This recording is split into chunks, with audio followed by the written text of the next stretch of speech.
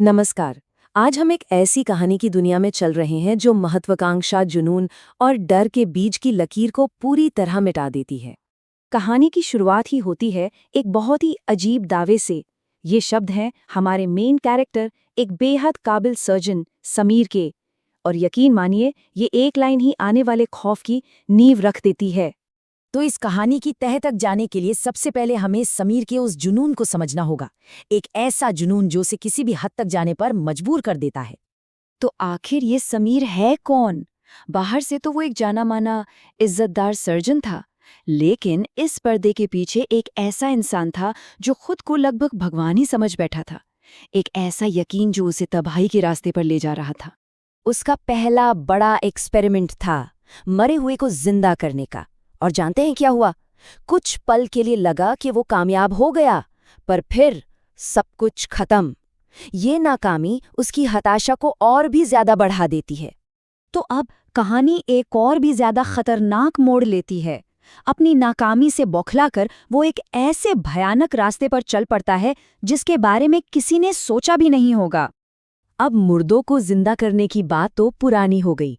समीर के दिमाग में एक नया और ज्यादा पागलपन भरा आइडिया आया। क्या हो अगर आईने के उस पार की दुनिया से किसी को खींचकर असली दुनिया में ले आया जाए? वो लगा रहा, कोशिशें करता रहा, और फिर एक दिन कुछ बदला।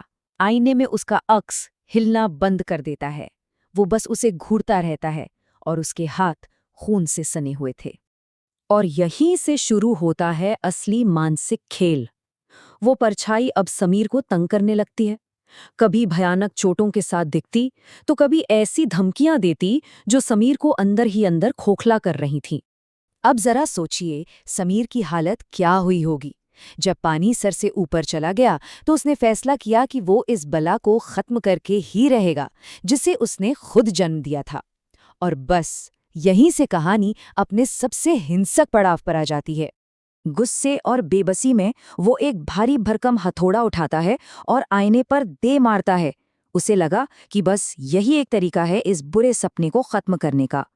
एक जोरदार आवाज और आईना हजारों टुकड़ों में बिखर गया। एक पल के लिए चारों तरफ खामोशी छा गई। तो क्या सब खत्म हो गया? क्या समीर अब आजाद था? उससे भी यही लगा, जब तक उसकी नजर अपने पेट पर नहीं पड़ी।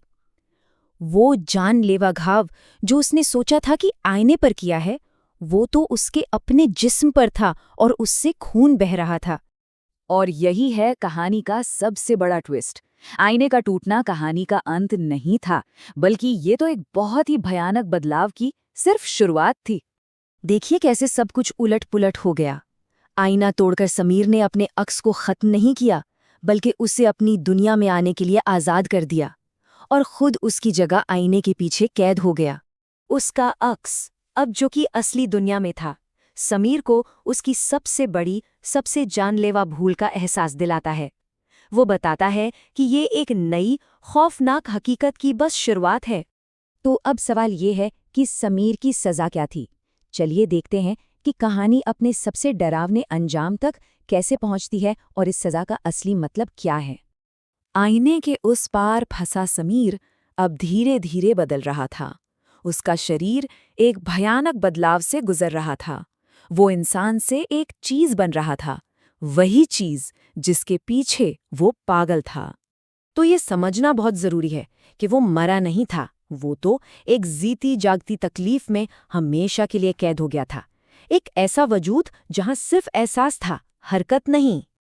और उसकी सजा इससे ज्यादा क्रूर शायद ही कुछ हो सकता है। वो हमेशा के लिए अपनी परछाई से जुड़ चुका था।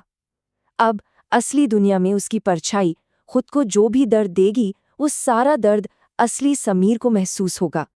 और आखिर में कहानी हमें इसे गहरे सवाल के साथ छोड़ जाती है। ये एक ऐसी बात है जो वाकई सोचने पर मजबूर कर देती है।